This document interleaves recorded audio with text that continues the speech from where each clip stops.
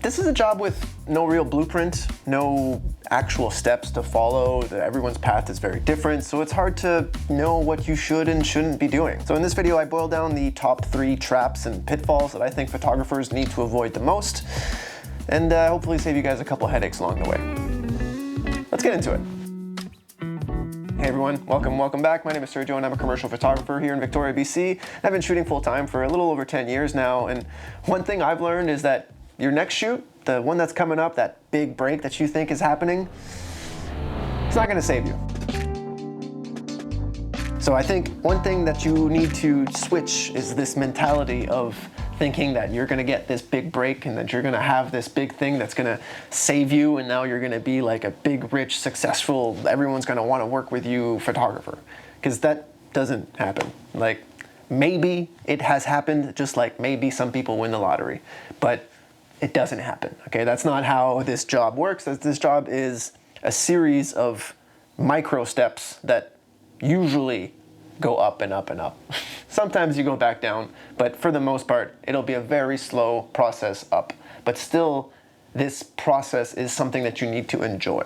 I know it's a silly, corny, like cliche thing to say, but trust the process and enjoy that process. We're not arriving somewhere, we're going somewhere. We're driving, we're doing this path, we're along this journey. It's a silly word, but we're along this journey of this career path that is a thing that you need to enjoy day to day. Not think that, oh, you know, next month when I have this big shoot, then all my problems are solved. Like, do you enjoy this camera in your hands? Do you enjoy being able to create things that didn't exist before? Great. Focus on that. That's all that really is going to make you wake up in the morning, because there's going to be good months, there's going to be bad months, there's going to be really slow 6-month periods, and there's going to be like overwhelmingly busy 3-month periods, and you're still running around and you're only getting more and more gray hairs. All of this is part of this huge photography path that we're taking, and you have to enjoy, maybe not enjoy every bit of it.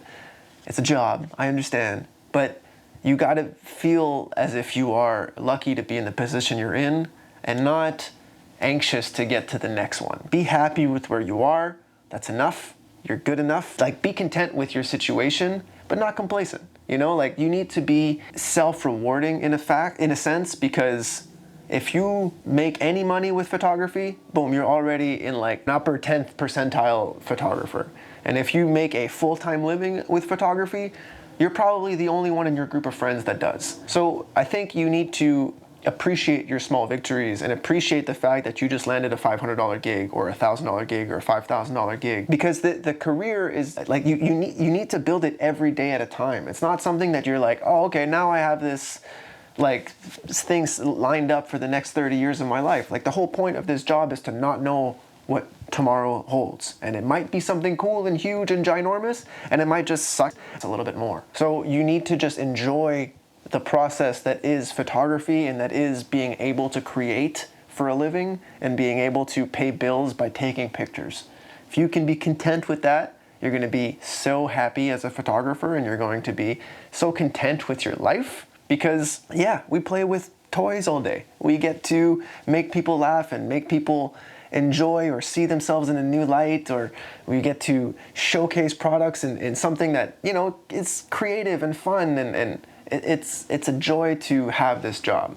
But if you get worried about that next big thing, or like, oh, I'm not successful until I have a billboard in Times Square, and then once you do, then it's like, oh, it needs to be 3 of them, and then it needs to be a Hollywood motion picture, and then like there's always a goalpost to be pushed.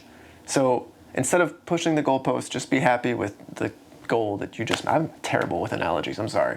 But you know what I'm trying to say. Just be happy with where you are, and don't worry about the next thing. It'll come. Be patient. Number 2 is be patient. Let's get into it. Yes, be patient. It was supposed to be the 3rd one, but be patient. Because if you're patient, it's the secret to the success in this game. We're here to do a long run. We're here to build relationships and build connections with people and clients and industries that will help us fund this career for the next 30, 40 years. You're not trying to maximize everything out of a single client. You're not trying to squeeze every little penny out of one person. You're trying to build a connection so that the next time they need you, they'll hire you again. Because hopefully you're still a photographer. And if you want to continue being a photographer, that means you're going to continue needing clients. And you don't want to continue having to make new clients. We are going to always be making new clients, but it's way easier to just cherish and to foster the relationships you already have and to keep building those than to constantly be trying to make new ones because you're burning these bridges because you're trying to get too much money or you're trying to set yourself a certain way or whatever it is that you're doing that's throwing off these clients, and the reason you're not rebooking them is that's what's hurting your business.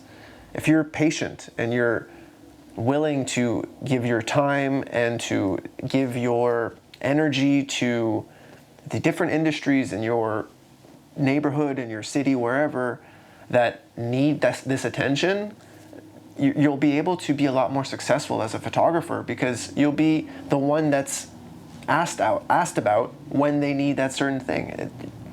People hate to be sold to. You hate to be sold to. You hate commercials. So why would so-and-so business owner be so thrilled that you sent them a cold call email at 9:30 in the morning on a Saturday asking for money from them because you want to help promote their store or whatever? Nobody likes receiving that. But there is going to be a moment in time in all of these businesses' calendar years, that they do need advertising, they do need photos, and they're going to be thinking at one point, all right, who do I need? It's not, oh, this guy says he can give me photos for cheap. Oh, cool, let's go hire this guy. It's, oh, I need to get some photos done. Who do I know? Oh yeah. That's who you need to be. You don't need to be the guy who's cold calling and selling and selling and selling and selling. You need to be the guy that's giving and giving and giving, so like that one day when they do need something, they'll be like, oh yeah, because that's who sticks in their mind. It's not the guy who's always asking, it's the guy who's giving. So be that person, be patient, be willing to look at this career path as a year-over-year thing, not a week-to-week thing. Like, oh, I only made this much money this week, like that's less than last week. Oh no, like that's not this career path. That's the wrong mentality for this career path. You gotta be patient. You gotta want it. You gotta be willing to put that hustle in throughout the whole year so that next year you get some bookings. And that's how you roll over as a career in photography. Another pitfall that a lot of photographers fall into, even I've been victim to this as well, is just spending too much money on gear, thinking that it's gonna change your photography. I know you love gear. I love gear. I love toys. All of my favorite hobbies have really cool toys. So does my job. It's not a coincidence. The thing is it gonna make you more money as a business? Because that's really the bottom line. Would I want 14 C-stands so that I can always be holding my things up and like everything is a little bit cleaner and neater? Sure. But do I make it work with cheap $40 stands that I bought 8 years ago? Yeah, I'm still doing it for now. And that's why I think it's important, because I don't need a new stand to make more money. If I need it to make more money, I'll go get it. But until then, that's where I draw the line. It's like, do I need XYZ to make money? Then no, then I don't need it. It's a want, not a need. Thinking about gear as a thing that will unlock, oh, now, well, if I have a drone, then I can offer all of these drone things. Like, no, people are gonna hire a drone operator that is experienced and good at using drones, not someone who just bought their first drone. Because the thing is you're always gonna have another first drone moment. There's always gonna be another new thing that's like, as soon as you're over this hump of like, oh, I can't wait to get this thing, you have it, you use it for a week, and then it's like, oh my God, there's this new thing. Did you hear about this new thing? But this new thing is gonna help me take XYZ alpha. Like, oh my goodness, there's gonna be so many more possibilities. Just focus on the possibilities that you do have. The cameras from 20 years ago were fine. The cameras from 10 years ago were fine. The lenses from 10 years ago were fine. The flashes from 10, 15, 20, 30, 40 years ago were fine. What are you doing? Why are you freaking out about the next best little adapter of this, of that? Just tell the story that you're trying to tell. One of the biggest driving forces of creativity is the constraints, is the limitations. You look at Photoshop, it's like, I can do literally anything in the world. The only stop is my creativity. The only limit is my creativity. When you're doing that with your equipment, it can be very limiting, because then you're like, oh man, I don't know what I need.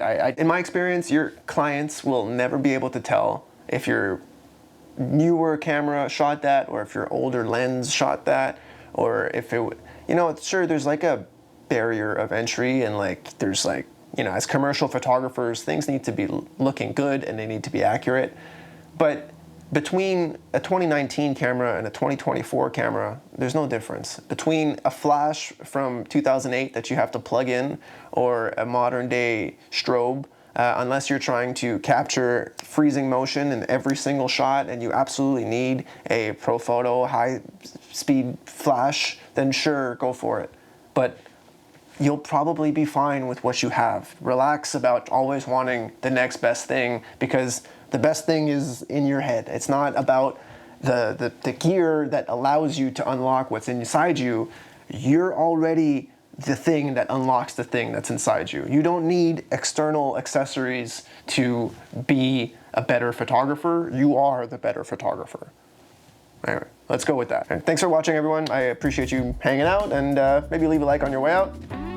I'll see you guys next week. Later.